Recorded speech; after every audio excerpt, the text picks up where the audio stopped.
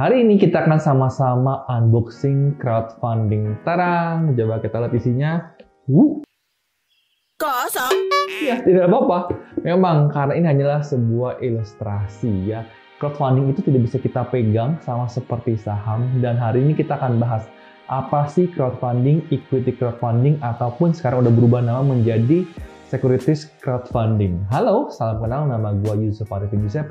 Bagi kalian yang baru pertama kali main ke channel ini, di channel ini gue berbicara banyak tentang pasar saham, tentang properti, tentang investasi, maupun tentang cryptocurrency.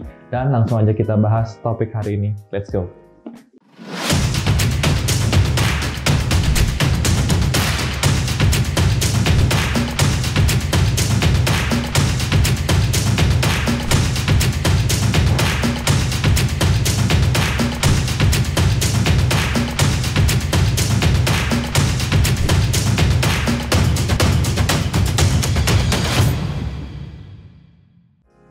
Kalian mungkin tahu banyak perusahaan besar yang sudah beroperasional sekitar 5 tahun, 10 tahun, dan mereka punya aset yang besar. Akhirnya mereka IPO di Bursa Saham Indonesia. Nah, bagaimana dengan para pebisnis UMKM yang mereka bisnisnya kecil, tapi mereka kekurangan dana, tapi mereka juga ingin mengekspand bisnis mereka, membesarkan bisnis mereka. Contoh mereka sudah punya satu outlet, 2 outlet. Ternyata sebenarnya profitable, menguntungkan, tapi mereka ingin buka cabang ketiga, mau buka cabang keempat, tapi mereka kurang dana. Nah, hadirlah crowdfunding.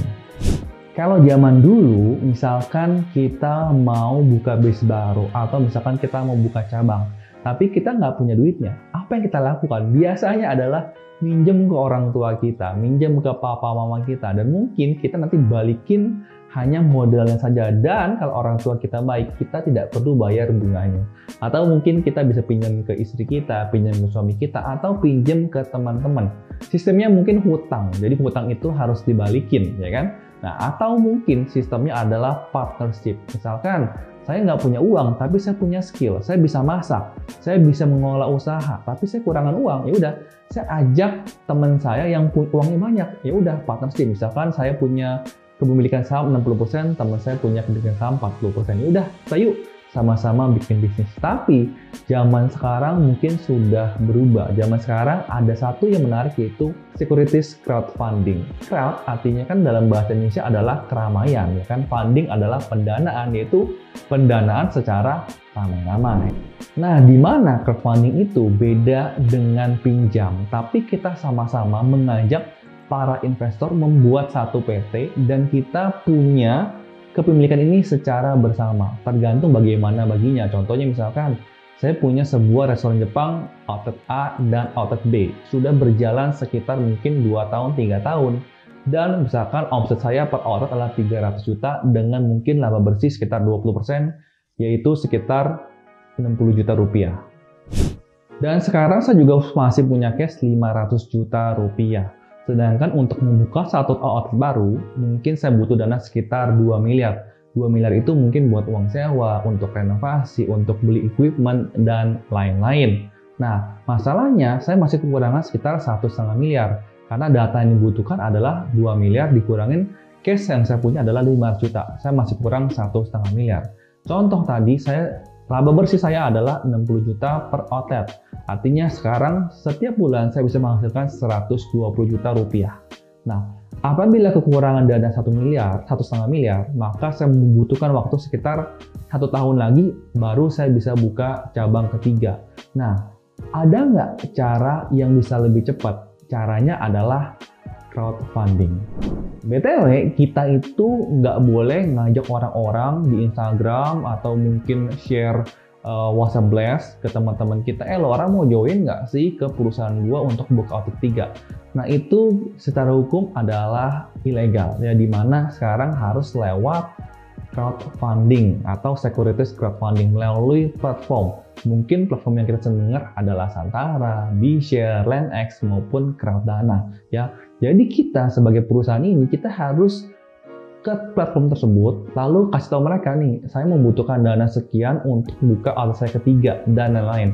Lalu saya memberikan laporan keuangan saya di tahun-tahun sebelumnya dan memberikan kepada mereka. Lalu mungkin mereka menganalisa, wah ternyata ini menarik nih untuk dimasukkan kepada platform mereka. Nah, tentu apabila kita taruh project kita ke platform ini, tentu si platform ini juga bakal dapat fee-nya, ya, fee mengelola dana. Kenapa? Nanti apabila kita berhasil buka outlet ketiga, ya, dan semua orang sudah mentransfer uangnya kepada platform tersebut, lalu kita mendapatkan uangnya, lalu kita buka outletnya, kita renovasi, kita beli equipment, dan berhasil membuka toko kita ketiga. Nah, ambil contoh, ternyata bener nih, sesuai dengan ekspektasi. Saya punya pendapatan bisa 300 juta per bulan, dan saya bisa menghasilkan laba bersih 60 juta per bulan juga. Nah, 60 juta itu nanti kita akan bagikan ke semua pemegang saham. Saya ambil contoh misalkan 2 miliar tadi, apabila satu lembar sahamnya adalah 1 juta, artinya mungkin saham yang beredar adalah 2000 lembar saham.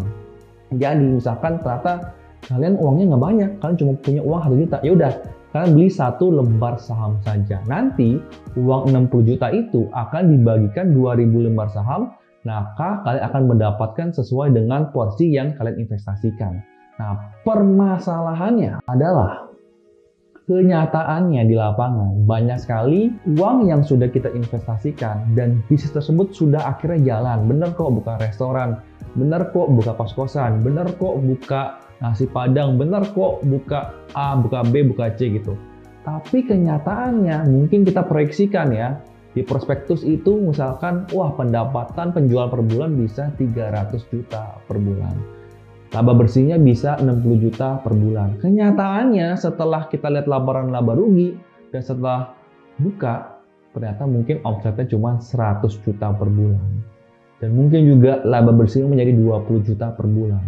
Jadi itulah yang saya lihat ya, banyak platform yang tidak memfilter dengan baik, main terima-terima project aja, lalu dipublish di mereka punya platform, dan kenyataannya setelah kita investasi tidak sesuai dengan prospektus atau jauh sekali dengan prospektus, ya akhirnya mungkin modal kita aja nggak bisa balik, ya kita cuma bisa dapat dividennya. Karena sekarang nih di securities crowdfunding itu belum ada secondary market. Artinya apabila kita beli sahamnya sekarang, nama kita memang tercantum di PT tersebut, di akte tersebut, tapi kita tidak bisa sembarang menjual belikannya. Tidak seperti saham, misalkan sekarang saya mau jual, besok atau lusa saya bisa langsung dapat duitnya. Tapi kalau di securities crowdfunding ini tidak bisa, ya kita tidak bisa dengan mudah untuk menjual belikan kita punya kepemilikan di perusahaan tersebut. Nah, di next video saya akan sharing ya bagaimana pengalaman saya pribadi ya, ada platform yang sebenarnya bagus ya,